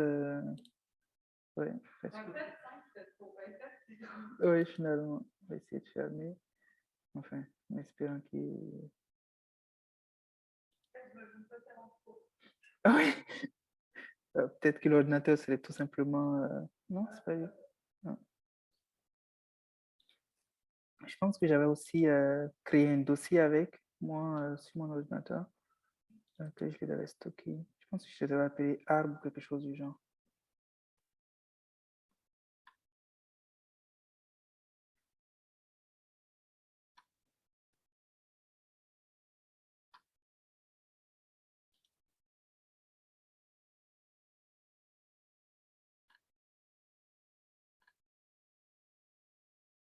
Ah, je sais. Comment je vais appeler plan.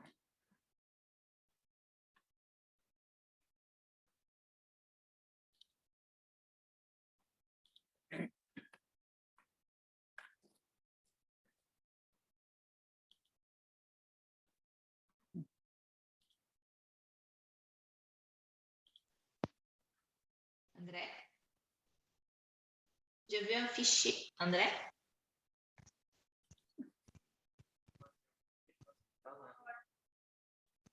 Ah, ok.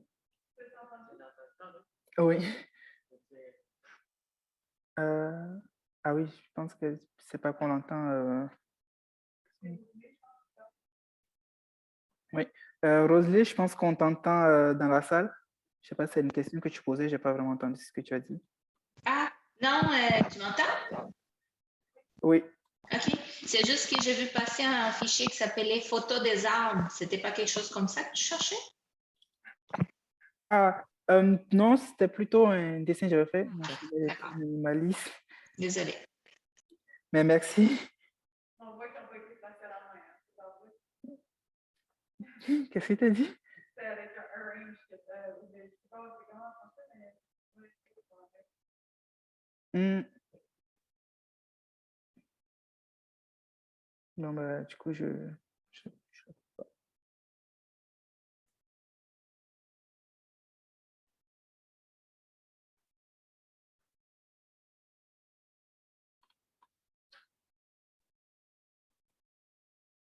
Hmm.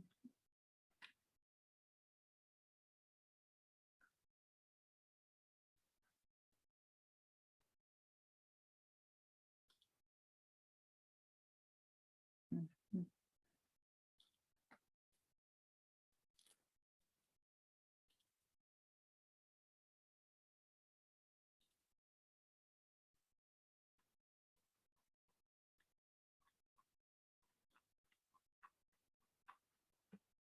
Hmm.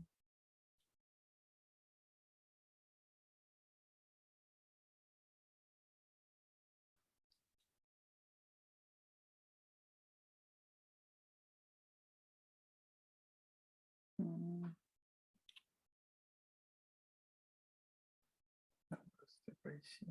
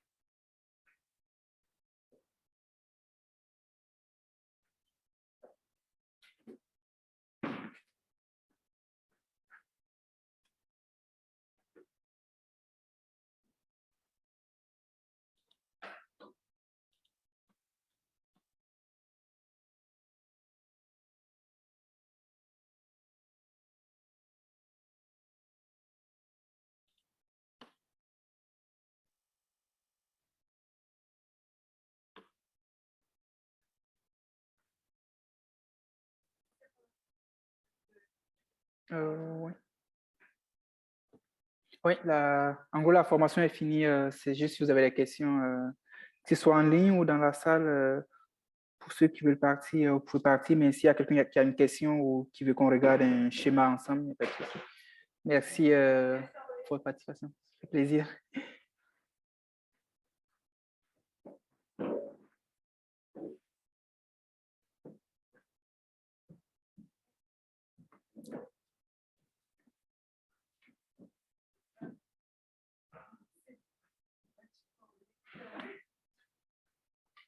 Bonne présentation pour deux.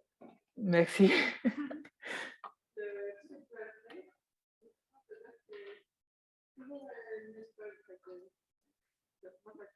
Merci.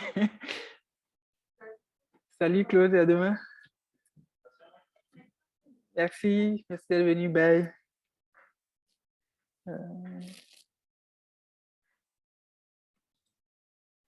Merci André. Est-ce qu'on peut avoir accès à la présentation après? Oui, ok. Je pense que Christine avait envoyé la présentation, mais je peux l'envoyer à nouveau. Ok, Je vais merci. l'envoyer dans le chat tout de suite. Comme ça va être fait pour ceux qui n'ont pas reçu par courriel. Pour pouvoir l'avoir.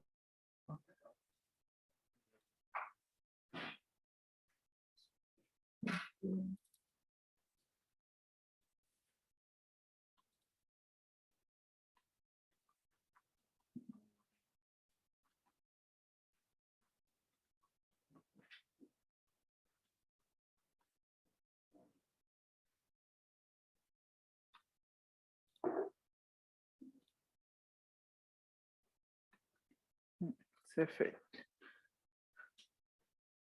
Donc là, je viens d'envoyer le support dans le chat pour ceux qui veulent le télécharger.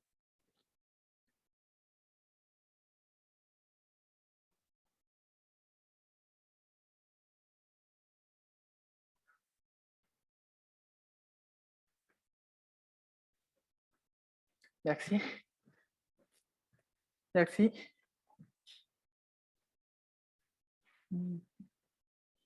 Je pense qu'on va arrêter l'enregistrement.